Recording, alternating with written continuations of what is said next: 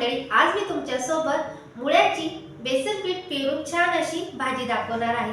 तर ती कशी बनवायची तेच मी तुम्हाला या व्हिडिओमध्ये सांगणार आहे। चला व्हिडिओला सुरुवात करूया।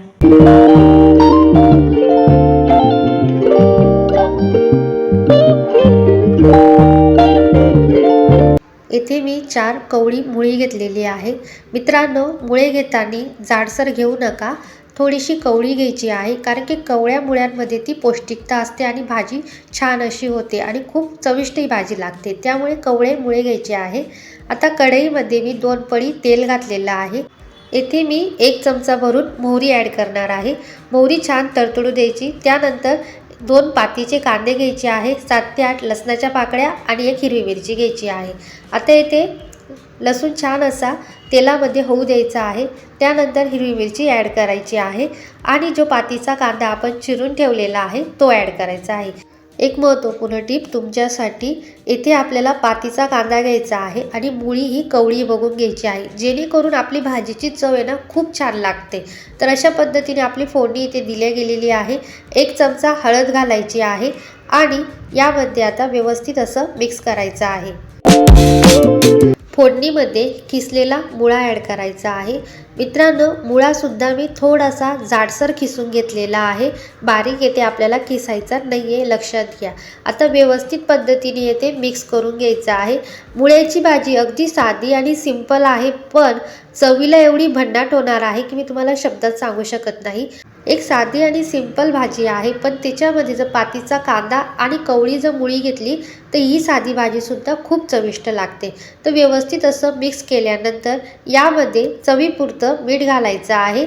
मीठ घातल्यानंतर व्यवस्थित असं मिक्स करून घ्यायचं आहे। आता 2 ते 3 मिनिटांसाठी आपण अशाच पद्धतीने हिला छान अशी होऊ द्यायची आहे। आता यावर एक झाकण ॲड करायचं आहे आणि 15 ते 20 मिनिटं छान अशी वाफ द्यायची आहे। आता ही भाजी ना अतिशय कोरडी झालेली आहे, याच्यातलं संपूर्ण पाणी व्यवस्थित असं सोक झालेलं आहे। आता यामध्ये 1 चमचा भरून साखर घालायची आहे आणि व्यवस्थित असं हाय फ्लेमवर आपल्याला ही भाजी छान अशी परतून घ्यायची आहे। आता भाजीमध्ये सगळ्या गोष्टी व्यवस्थित अशा ॲड केलेल्या आहे। साखर घातल्यानंतर 2 ते 3 मिनिटं छान अशी वाफ देऊन घ्यायची आहे, जेणेकरून सगळ्या गोष्टी व्यवस्थित अशा सेट होतील।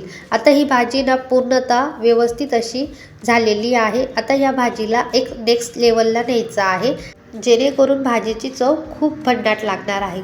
तर आता व्यवस्थित अशी भाजी कोरडी झालेली आहे। यामध्ये गरजेनुसार बेसन पीठ घालायचं आहे। बेसन पीठ घालत असताना येथे मी गरजेनुसार बेसन पीठ घालणार आहे। सुरुवातीला 2 चमचे घातलेले आहे। व्यवस्थित अशी भाजी मिक्स करून घ्यायची आहे आणि नंतर 2 चमचे, अशा पद्धतीने मी 4 चमचे यामध्ये बेसन पीठ घालणार आहे। बेसन पीठ हे अंदाज घेऊनच आपल्याला घालायचं आहे, जेणेकरून भाजी ही कोरडी होणार नाही, त्यातल्या त्यात बेसन पीठ जास्त होणार नाही। या दोन्ही गोष्टी खूप महत्त्वाच्या आहे, हे लक्षात घ्या। आता व्यवस्थित असं बेसन पीठ भाजीमध्ये मिक्स करून घ्यायचं आहे आणि उर्वरित जे बेसन पीठ आहे ते सुद्धा मी यामध्ये ॲड करणार आहे। या संपूर्ण प्रोसेसमध्ये आपल्याला 4 चमचे बेसन पीठ लागलेलं आहे। आता व्यवस्थित असं मिक्स केल्यानंतर बेसन घातल्यानंतर यामध्ये 1 चमचा भरून तेल घालायचं आहे। व्यवस्थित असं मिक्स करून घ्यायचं आहे। बेसन पीठ ॲड केल्यानंतर यावर झाकण ॲड करायचं आहे। 2 ते 3 मिनिटं वाफ काढून घ्यायची आहे। आता व्यवस्थित अशी आपली भाजी फायनल रेडी झालेली आहे। तर तुम्ही बघू शकता, छान अशी ना कोरडी मस्त अशी ही मुळ्याची भाजी झालेली आहे। एवढी भन्नाट होते ना ही भाजी, मी तुम्हाला शब्दात सांगू शकत नाही। ही तुम्ही टिफिन बॉक्समध्ये सुद्धा मुलांना देऊ शकतात। त्यातल्या त्यात आता यावर मस्त अशी हिरवीगार कोथिंबीर घालून टिफिन बॉक्सला किंवा जेवणाच्या ताटाला तोंडी लावण्यासाठी अतिशय भन्नाट ही मुळ्याची भाजी झालेली आहे। मित्रांनो, एकदा ट्राय करून बघा, तुम्हाला नक्की आवडेल। व्हिडिओ कसा वाटला नक्की कमेंटमध्ये सांगा।